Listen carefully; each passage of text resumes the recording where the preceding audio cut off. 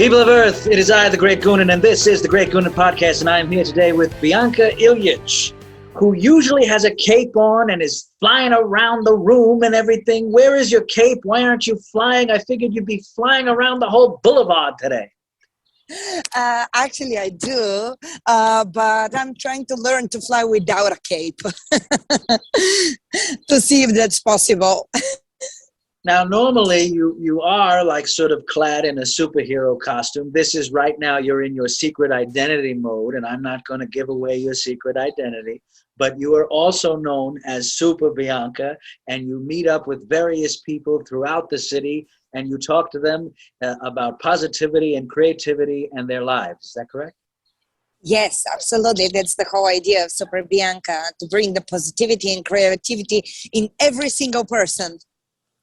Now, you're originally from Bulgaria, right? Yes. Now, to a guy growing up in Brooklyn, Bulgaria sounds like something from a storybook. It doesn't sound like a real place. So I would imagine the average American doesn't know anything about Bulgaria. What is Bulgaria like? I know that it's in Europe, and I know that it's like near Greece and Turkey. Yes, absolutely. So basically in New York, actually, there are no average Americans. If I go out the city, and definitely they're asking me which state is Bulgaria. But here in New York, most of the people, they're absolutely aware, but Bulgaria is actually upside Greece and Turkey, below Romania, and it's one of the oldest country on the Balkans, and it's the only one nation that saves their name through the entire history. So, for example, the Italians, they were Romei, but the Bulgarians, they were Bulgarians, and they're Bulgarians as well.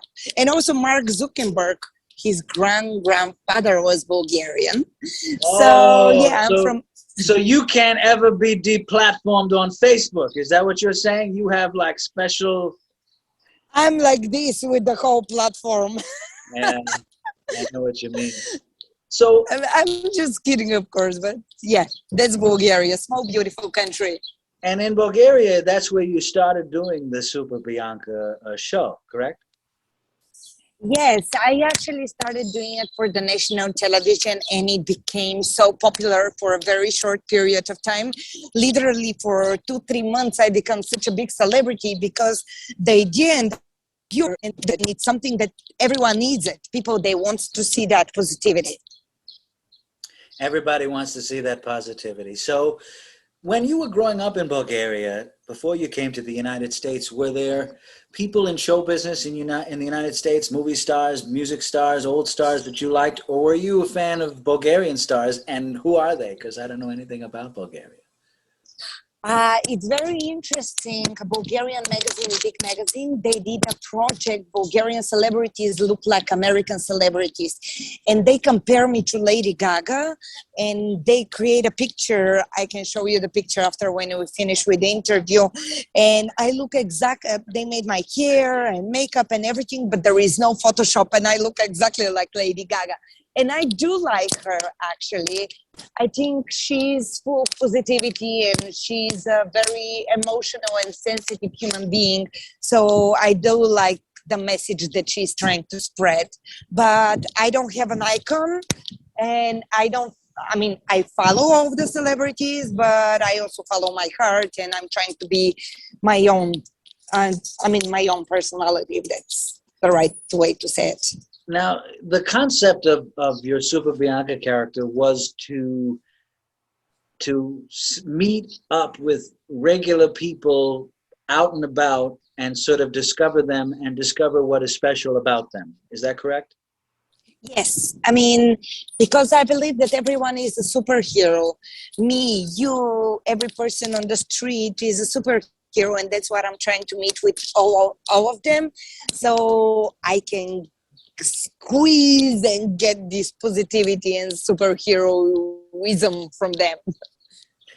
And where, if I could get some sort of like secret information, where did you get your cape? How did you get your costume?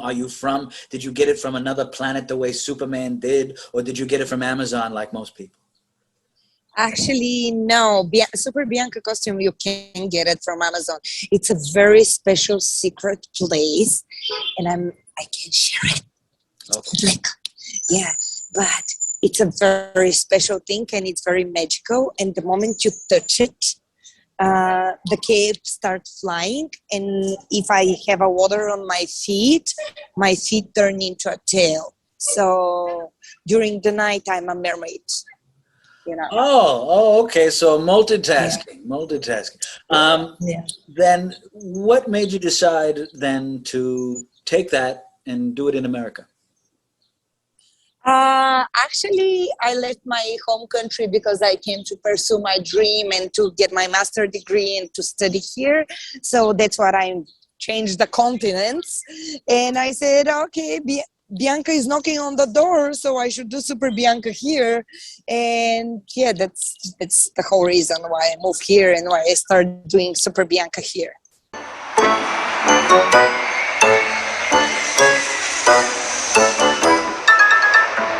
Hello, my name is Super Bianca, and I just landed to the land of opportunities, United States of America. I just have to figure out where exactly I am. I know that there's something like 50 or 51 states. I don't know. Let's better ask the people. They will help us. Oh, and excuse my English. I just got here. Oh, my suitcase. Hello. Now, what is different between doing that show and doing those type of videos here as opposed to back home? The message has much bigger audience. Bulgaria is 8.5 million. New York is 12 million. So Yeah. I think that's the answer. And yeah, sometimes I act in some productions, which is super nice, but Super Bianca is always in my heart. Now, so your secret identity is Bianca Ilich, and then you're also Super Bianca. But isn't that also not your name too? No, actually, my real name is Boriana Tsvetkova. Even my mom and dad, they call me Bianca. So yeah, there are not a lot of people who knows my real name and they use it. What is Bianca Ilich? How did you come about that? What does that mean? So when I got accepted in the theater academy to get my bachelor degree in Bulgaria, we were two Buriana in the same class. And my professor said, oh, you're like Bianca from Othello, Shakespeare, Othello, so I'll call you Bianca. And I said, okay. So they started calling me Bianca, and Ilich, actually, it's my father's name. And my father is my best friend, my inspiration, and the person that I love the most, the best man in my life. So that's what I became, Bianca Ilich. And after that, Super Bianca. So now there's a lot of times where you meet some interesting people. I saw you running around Times Square.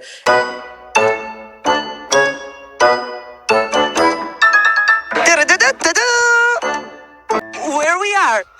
This is Times Square, New York City. I think we're in Times Square in New York. I'm a real rapper.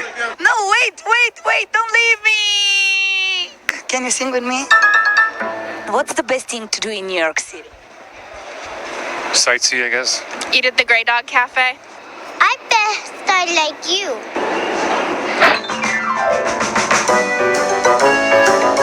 Best thing is to go around Times Square and talk to Spider-Man. I'm a superhero and I would love to solve the problem. How do you engage these people and get them together to do these shows? Because obviously you have to get their permission before you do all that. So how do you, like for instance, that gender bathroom one, what was that all about and how did you come about finding that? Should I go and use it since it's unisex? But I would just turn this off in case of truts.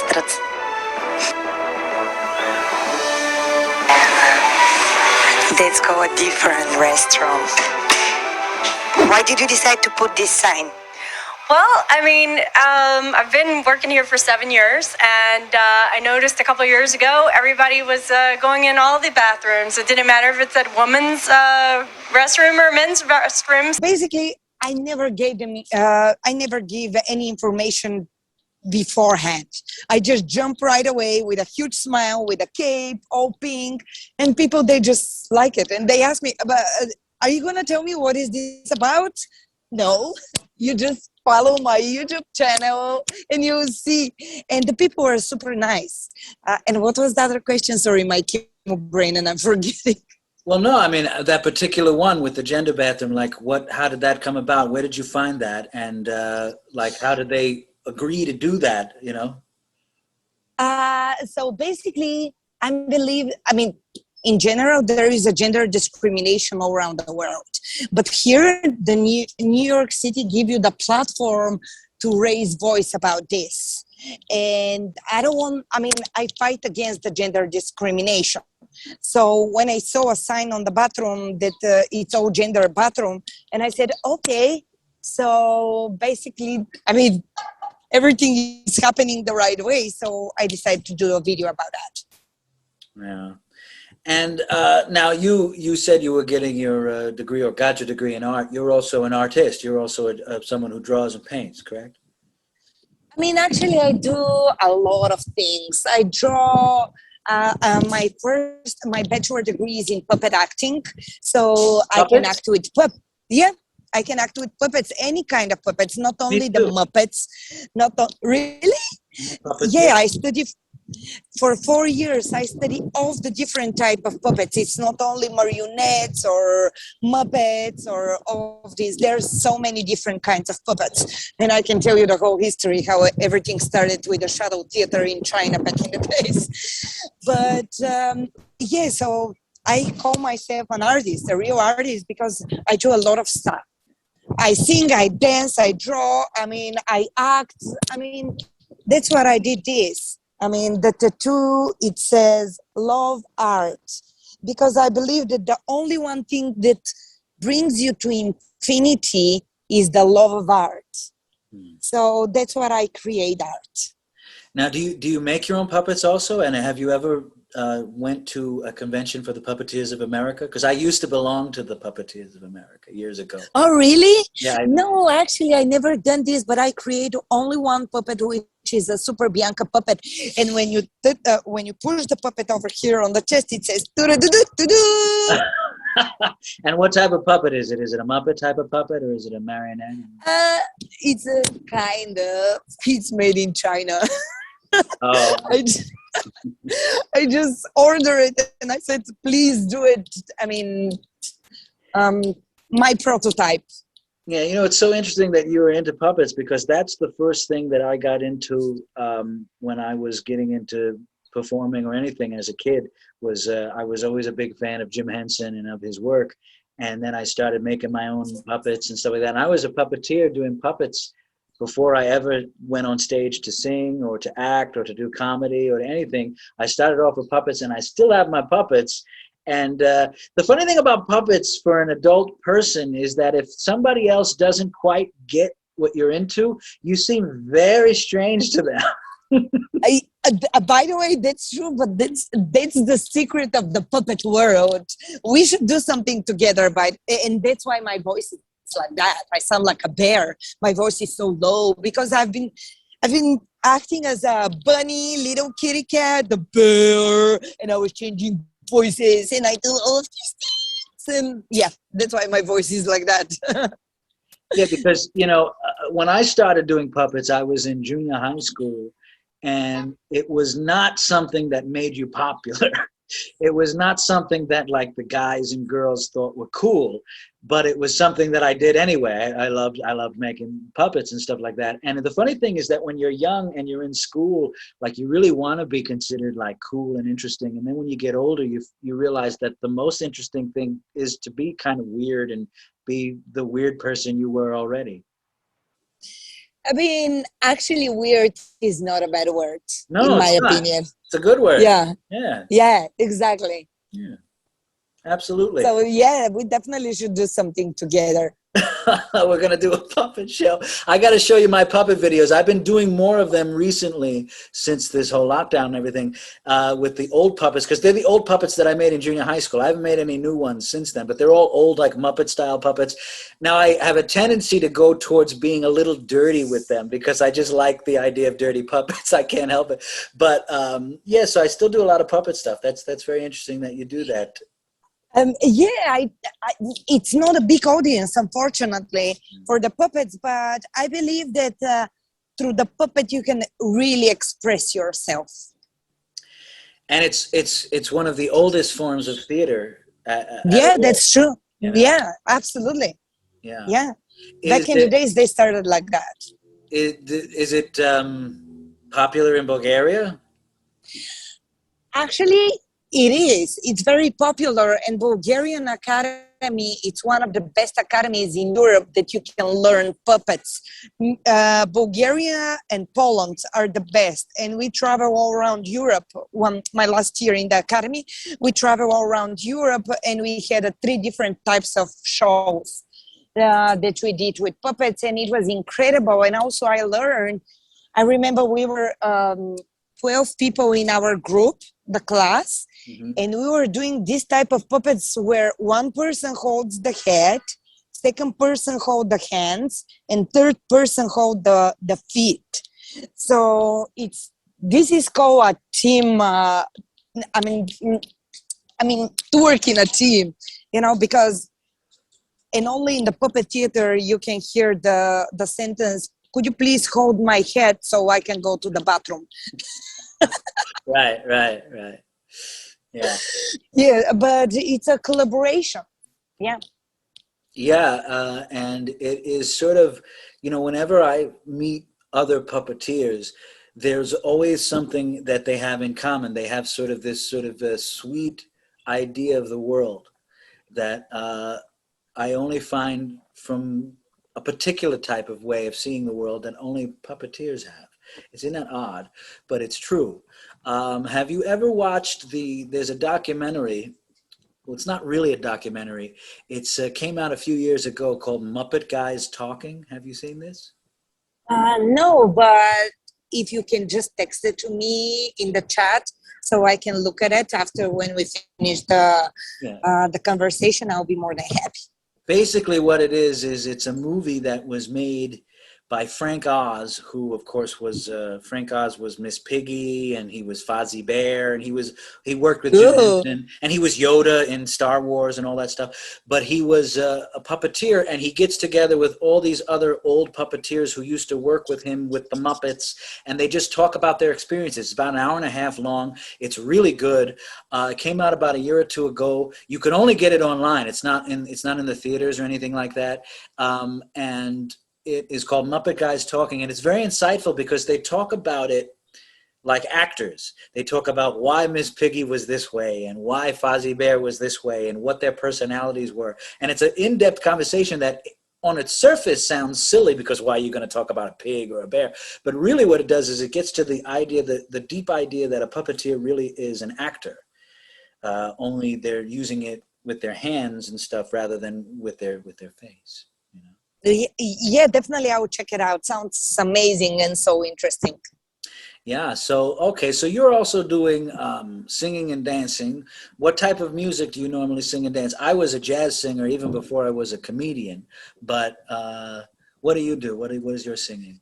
I think you said it very well, jazz, because my voice is super low. And when I was in Lee Strasberg and my singing teacher, Chan Douglas, amazing person, he was always, "Oh, Bianca, we have to give you a little more jazzy because my voice is like that." So yeah, like Doris Day, Shirley Bassey, this kind of stuff.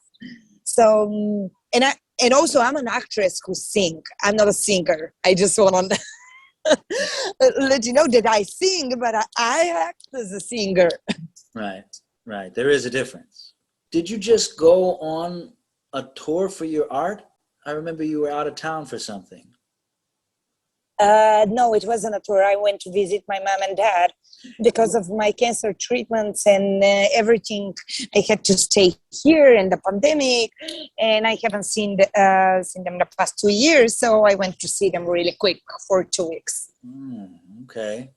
All right. So then I guess that'll sort of cue us talking about that. So about how long ago were you diagnosed?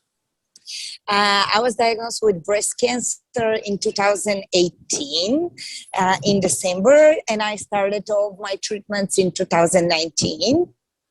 But actually, this is something very positive because you become very serious And yeah, cancer is scary, but I almost beat it. So I'm that close to the end.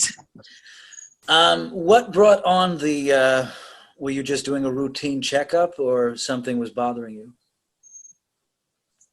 What do you mean? I'm Uh, sorry, I didn't understand the question. were you going to the doctor just to go to the doctor and that's how you found out, or something was bothering you initially? Oh, no, no, no. I noticed the lump. And I went to the doctor and I said, see, I have something here, but I don't have time to check it because I have to live my life and I'm 30 something and I want to enjoy New York. And they said, you should do a mammogram. I don't have time for a mammogram. And actually I did it at the end, and they brought the news and they said it's a cancer, and I drink a whole bottle of champagne because I couldn't believe it. How is that possible? I'm so young, and cancer, usually people dying for this. But now, 2 years after the whole thing, yeah, people are dying from cancer, but also the doctors, especially here in New York, are fantastic and they know what to do. And I always joke, and when I go to see my doctor, I call myself survivor, and he said, you're not done yet. Don't call yourself survivor. But I found the real Super Bianca in my heart because of my cancer. So I'm very grateful. And I talk to my cancer, oh, poor cancer. Thank you so much for showing up. Thank you for living. So I have a connection with my cancer and we communicate. And that's why I sent him on a journey. And you chose to publicly chronicle it and make it publicly known that you were going through this during the process. You didn't hide it. You chose to talk about it and make it something that other people could see and experience too. Yeah, and actually this is the main reason why I decided to talk about it. Because my mother, who is a cancer survivor as well, she didn't want to talk about any of the experience she had. And I was exactly the opposite. I show up, I did a photo shoot with no hair. I was in a Super Bianca costume during my cancer, and I was going to receive a chemo in Super Bianca costume. I made shirts for my nurse and for my oncologist to give them Super Bianca shirts during my cancer treatment, because there is nothing to be ashamed of when you have cancer. And still, unfortunately, in Bulgaria, when they see you with no hair, they point a finger.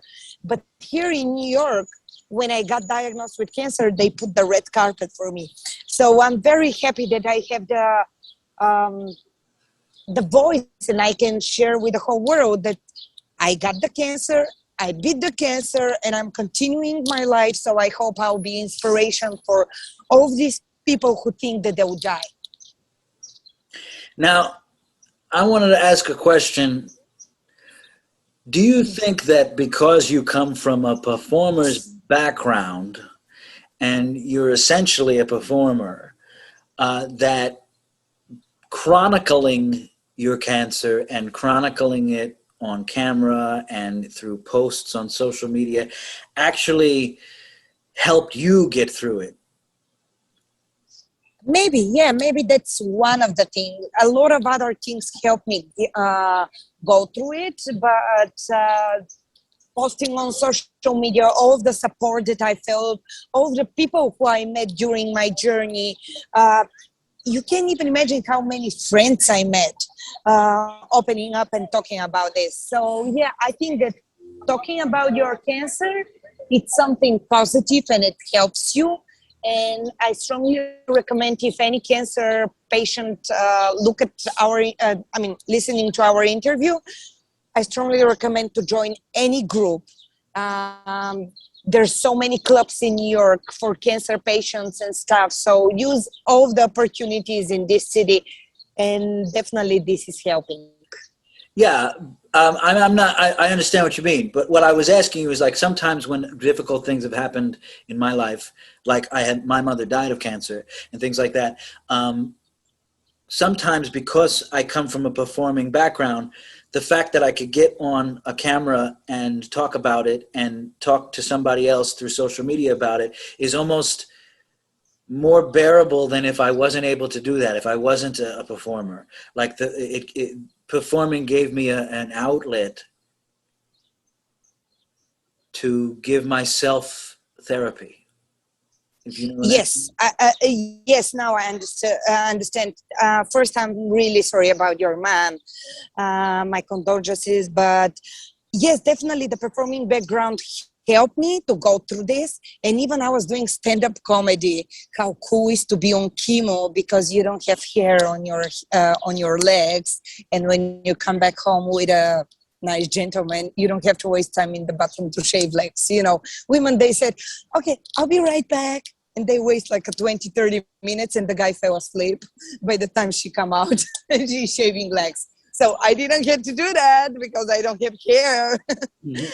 So I was trying to find the positive of chemo and all of this. Well, now that begs some interesting questions now that I have, Bianca, because now when you go through chemo, you lose hair all over, right? Yes. So then you also don't have to shave your private part. Anything. You don't have to shave anything. You don't have to worry about waxing. You don't have to worry about No. doing any of those things. So, so now that you're in remission, do you kind of go, darn? I mean, no, but damn it, I have hair. Yes. It's like I'm happy that I don't have cancer, but now I have to shave.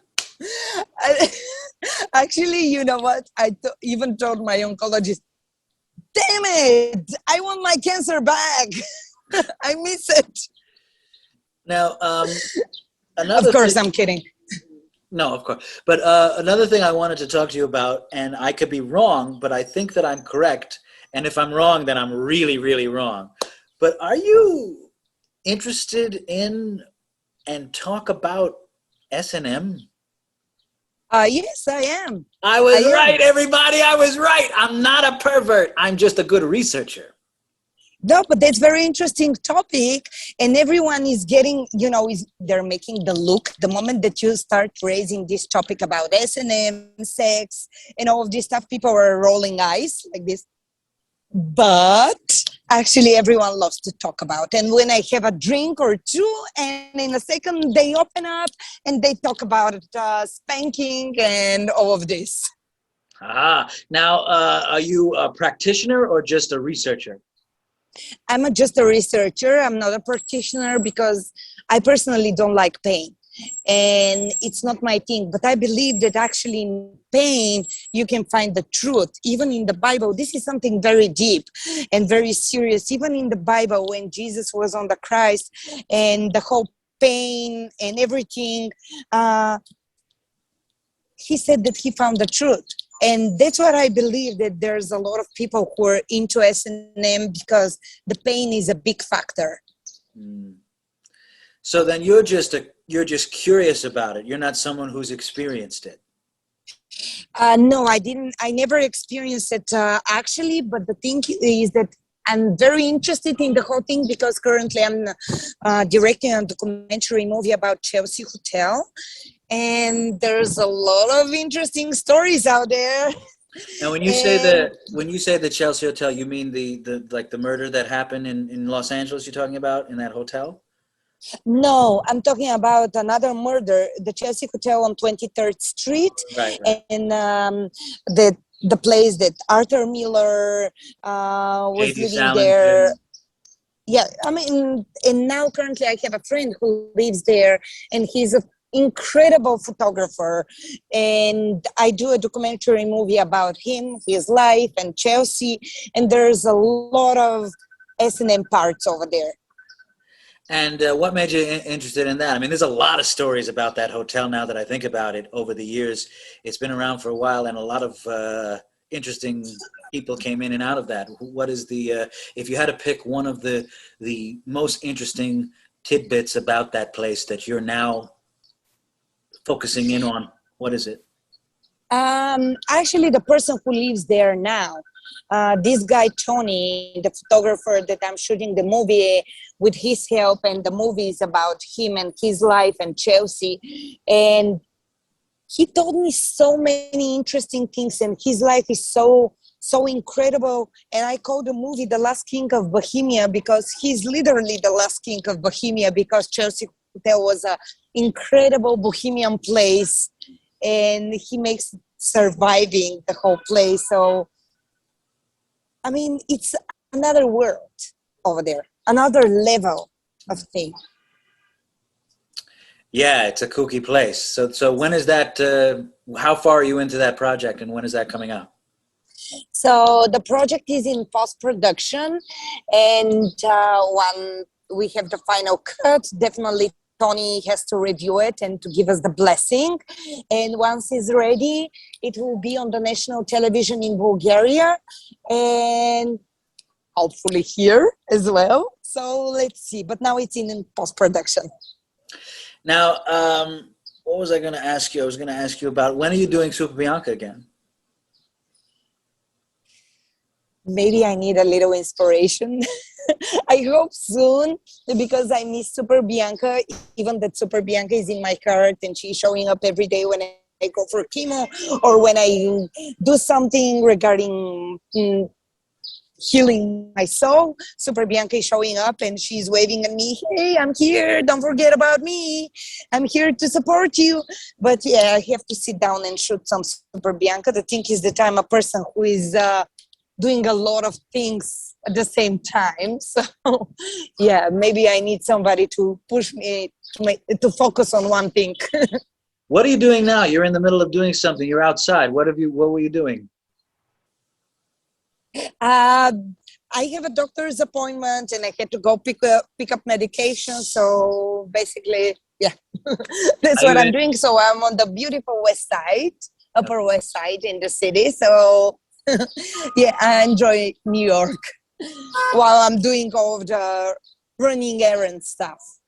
Right. Okay. Do you have any other projects coming up other than the documentary? Yes.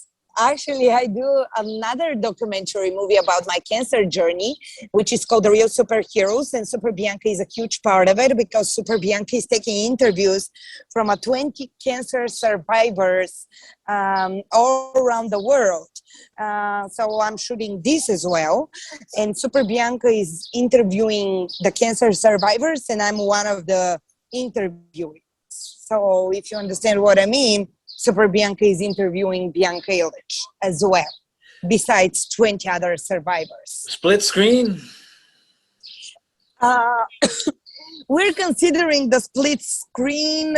I mean, we don't know yet, and I will keep it secret, but it will be sort of. And how far is that in production? When is that coming out? I'm still shooting, but because of the pandemic, everything is going very slow because I need a permission from hospitals. I need the cancer survivors to feel comfortable to go out and shoot because of the lockdown and everything. So it's slow, but I believe that the result will be big. Now, when you went through all that and then you came out on the other side, so to speak, I saw you with a lot of photo shoots and a lot of things that you were talking about just now. And one of them was you standing near the river, let's say, and it was blotted out, but it said, "Make my tits great again." This is the cover of the Bulgarian Playboy magazine. And the reason that this is the title, Playboy magazine, they decided to be naughty. And also I told them that I'm very grateful that America made my breast great again. And the reason is that the health insurance, this is a very serious topic, but my health insurance cover all of my surgeries because otherwise I wouldn't be able to do it without my health insurance. And that's why the slogan and my message was America made my breast great again, because unfortunately in other countries, including Bulgaria, once they do the cancer surgery, they don't care for your reconstruction.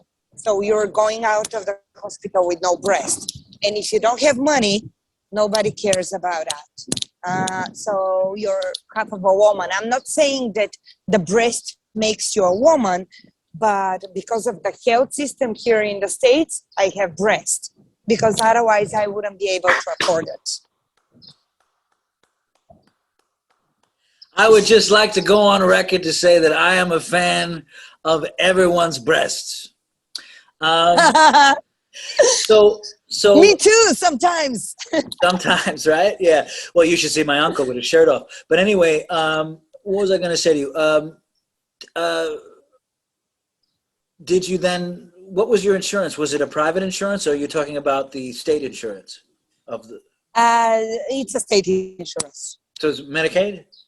Yes. So Medicaid covered not only your cancer treatment but your reconstructive surgery. Yes.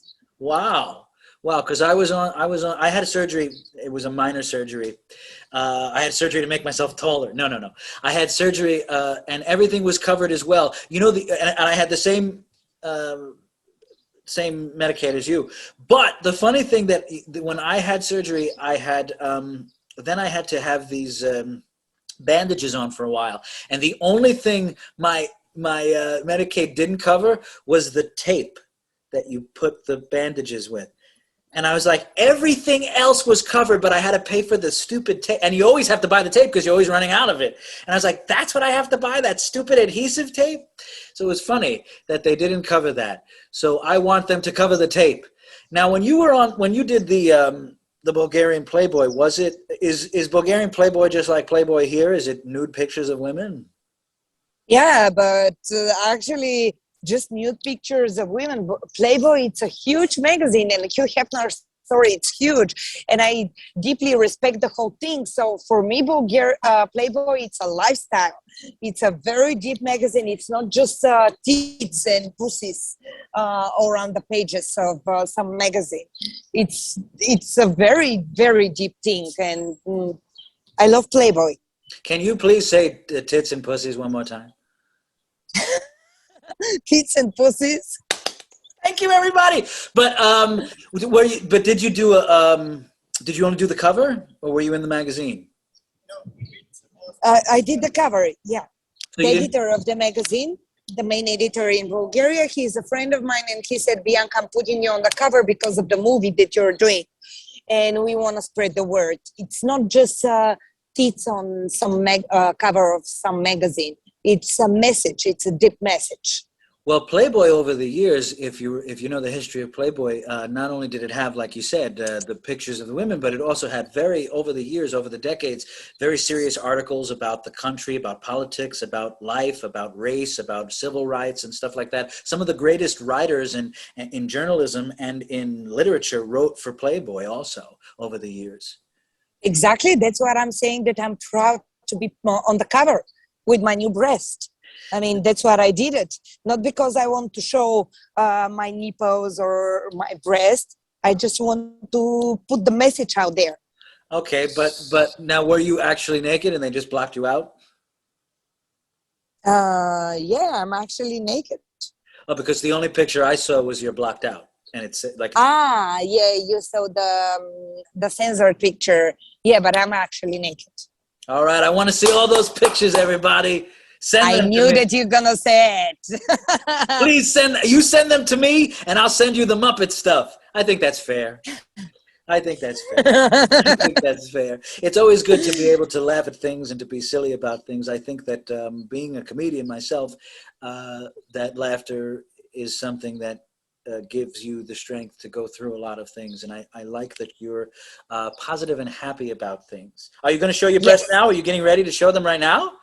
I wish, but because it looked like you were getting ready, and I was like, "This is the greatest episode I've ever done." But this is going to be one of them episodes where you pause it, you know. All right, but it is good to be silly and funny about things, because that really is the only way that we take control of things. I'm biased, I'm a comedian, but I believe that's the way we do things. And that doesn't mean we minimize things by making them into jokes or making them into comedy, but it means that we're able to take control of it when we do that. Yeah, absolutely. I mean, I will never forget my first time when I came here. My teacher from the academy told me, "Bianca, don't forget that the sense of humor is the most important thing that will save you in every situation." So that's what I'm laughing and joking about everything. Yes, I'm funny and smiley person. Sometimes I have my tough moments and I cry as well, like everyone. I'm sure, I mean, we are all the same. We're human beings. But yeah, the sense of humor is the most important. All the time. So anytime you want to send me the fully uncensored pictures I will take them purely for research, because I'm only looking because of research. I only look at those things because I'm not a dirty person. You're not? No, not me.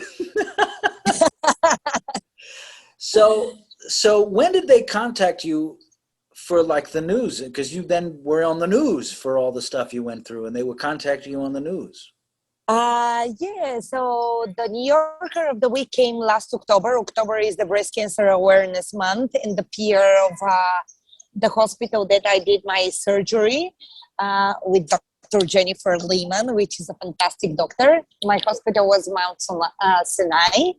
And she contacted me and she said, Bianca, would you like to try to become the New Yorker of the Week, because it's the Breast Cancer Awareness Month, and I believe that with the movie and everything that you're doing, you deserve to be there. So she was very nice, and she kind of offered me this, and she submitted me, and the channel New York One, they said, yeah, she's incredible. So they came and they shoot one day of Bianca. And I was all over the news, and that was a very, very challenging time. And this is actually the first time I'm opening up about this.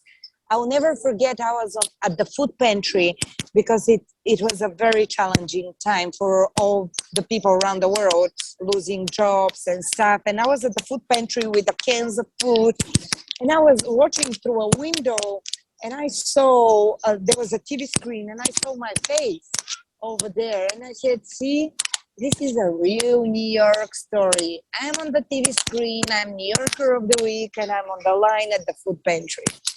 So maybe that's New York, and maybe that's inspiration for all the people out there.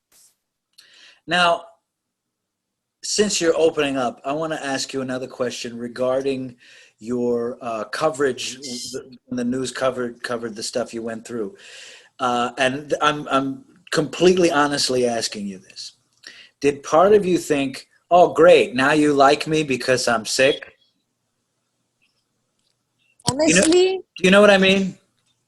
yes, I know what you mean. And honestly, I didn't bump into likes, but I bump into sorrow. A lot of people, the moment that I say I have cancer, and they're, oh, I'm sorry. There is nothing to be sorry. I mean, I'm alive, I'm fighting, so I don't need you to sorry me. I don't need your sorrow. So that's the thing that I bump into it. But yeah, I understand what you're saying, and I can even imitate the people the moment that they say I'm sorry. They're always tilting head like this, and for example, when they say, when you say I have cancer, and they, I'm sorry. It's always like that. I'm sorry, and the intonation is like that. Maybe people, they don't know what to say. I mean, I remember some people, they tell me, oh, but the good part is that you have a new breast. Yes, but okay, I don't want a new breast. I want my own breast. So people, they just don't want what to say. They don't know what to say, I mean. Yeah. Well, what I meant a little bit was not so much people interacting with you. What I meant was, as an entertainer who tries to become famous, are you a little bothered, like, oh, now you want to pay attention to me, media, because I'm sick? That's what I meant. Do you know what I mean? No, honestly, I don't believe that they pay attention to me because I was sick. It was just because it was the Breast Cancer Awareness Month. But the media, I never struggled for no attention from the media, because I was working in television in Bulgaria. So basically, I don't think that's the case, honestly. And how are you now, health-wise?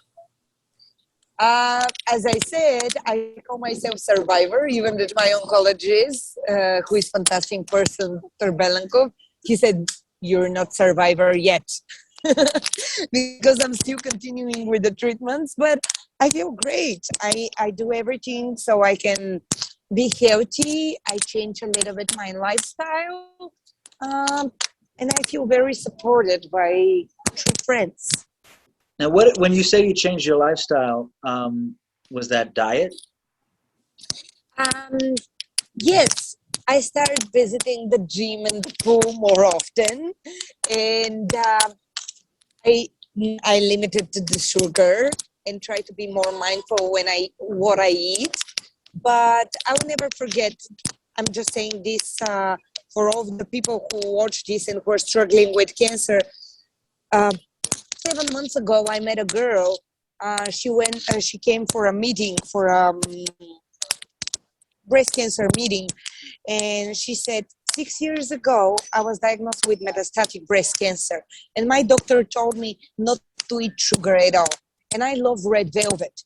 And she said, 6 years later, I keep eating red velvet because that's my favorite thing, and I live my life, even that they told me that I will live 3 months.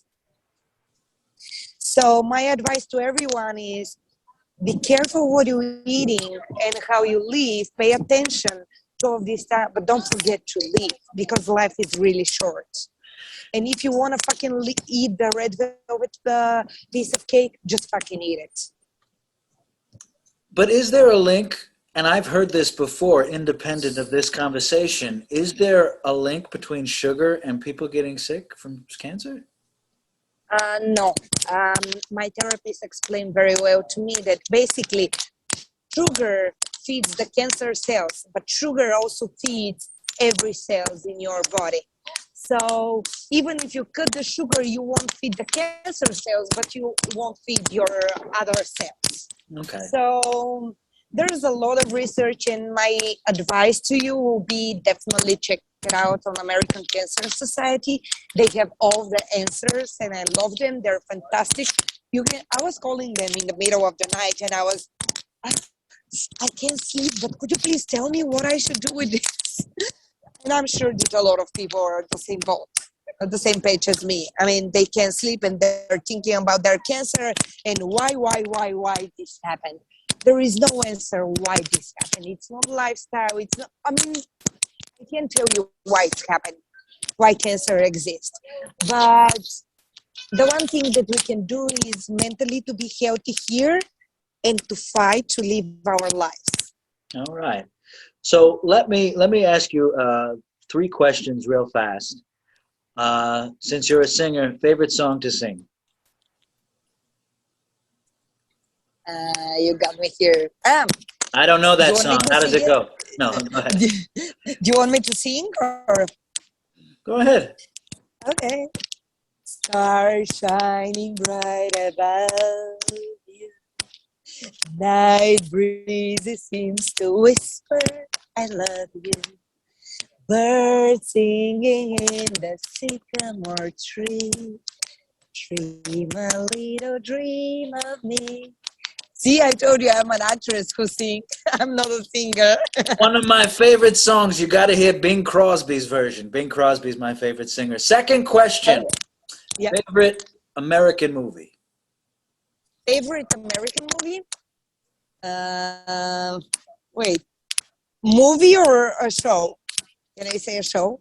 Mm-hmm. Alf. I love it. You like House? Okay. You know, I've never seen Alf. it. No, Alf. You know it. It was very popular. Alf? Yes. The Alien? Yes. Oh, I love that show. I love it, and I love Lucky. And that's a puppet. Yes. Oh, I thought you said House. Alf is a great show. And Alf ate cats. He ate cats for dinner. I love cats. I mean, not eating them. I have a cat. He's a superhero. He's gay guy, and he's fat. And his name is Mishu. And he's adopted.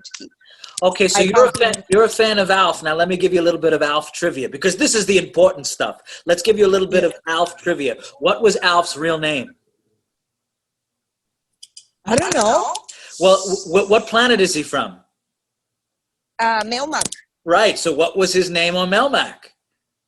I don't know. Gordon Shumway. Gordon Shumway. Yes. You good?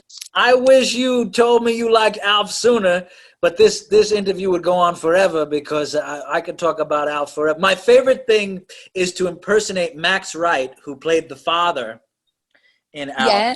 Because he would get so excited and go, Alf, what are you doing? Don't do that. I used to love that. And then Alf would just go, Willie, ha! And just laugh at him. It was great. I'm so glad you like Alf. I I love Alf. Okay, now that you like Alf and you like to sing and you like puppets, my next question is, will you marry me?